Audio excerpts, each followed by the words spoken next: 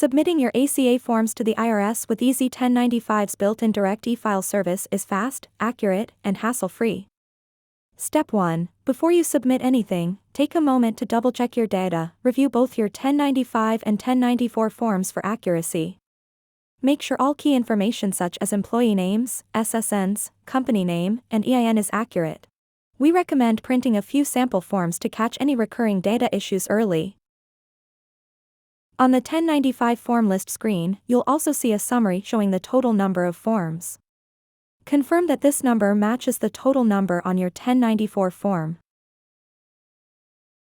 Next, if you don't already have a customer account, go ahead and register for one. You'll need it to upload your forms and track their filing status. Finally, purchase enough efile credits to cover the total number of forms you plan to submit. Step 2. Submitting your forms to the IRS.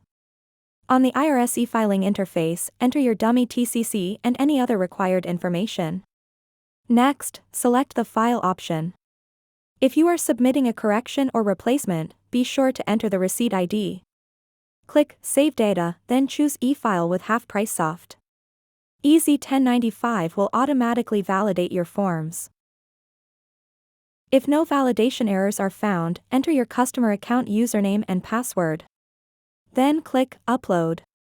Our system will securely transmit your ACA forms to the IRS through our registered TCC and IRS account. Step 3. Check your submission status. After uploading your forms, log into your customer account anytime to monitor your filing status.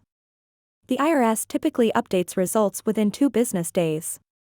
You will also receive an email notification once your submission is accepted or rejected. Need help? Click the Help menu in ez1095 for a detailed guide, or visit our support page on the Halfpricesoft website. Make tax season stress-free with ez1095.